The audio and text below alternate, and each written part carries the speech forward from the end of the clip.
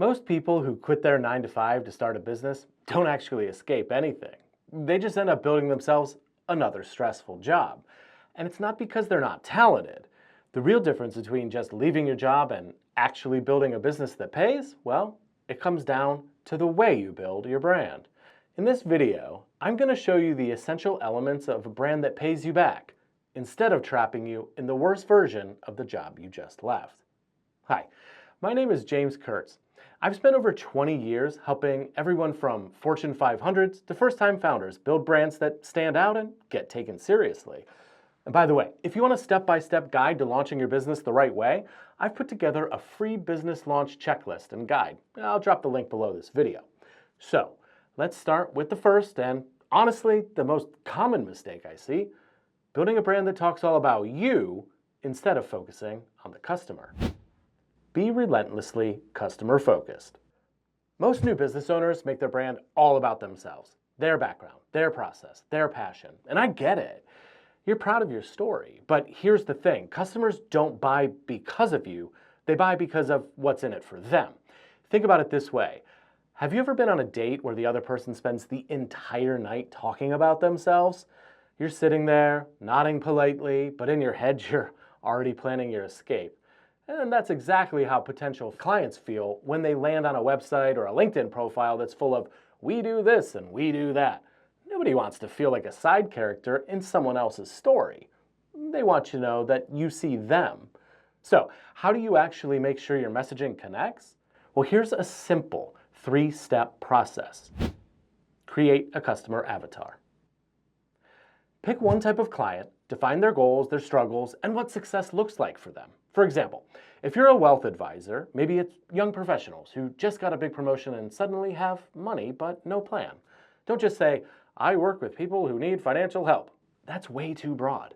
Or maybe it's retirees who want to make sure that they don't outlive their savings. Different clients, totally different messages. Write directly to them.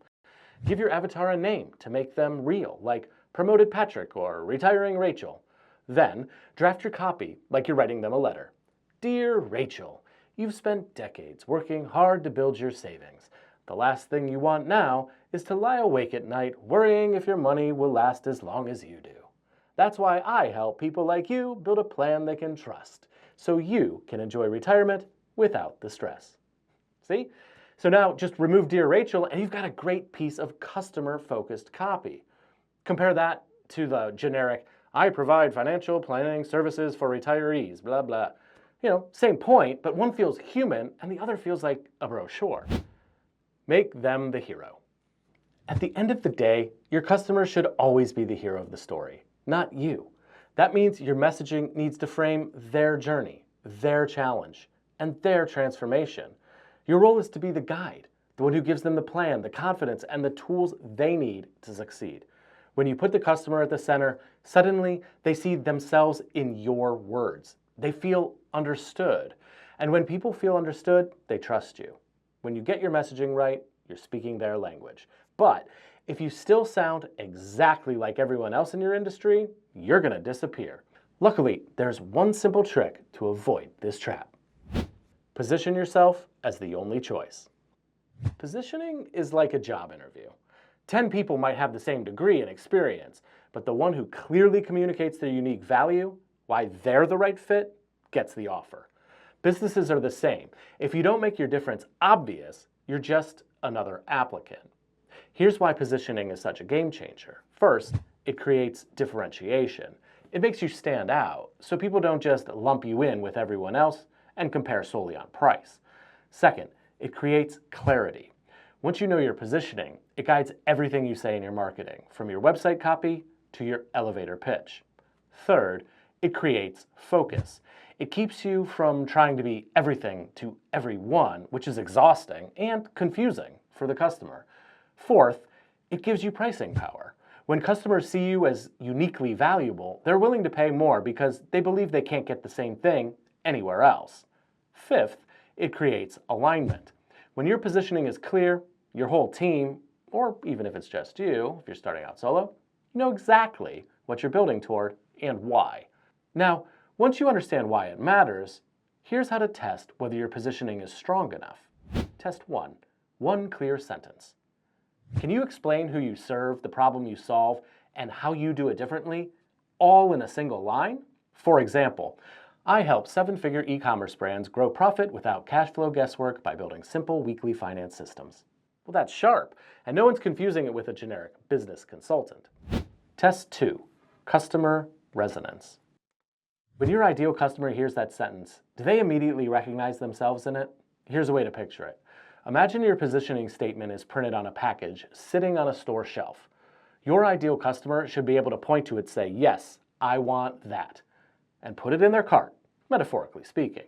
If they don't feel that way, or they're not able to do that, your positioning still isn't hitting home. Test 3. Uniqueness. Could a competitor make the exact same claim?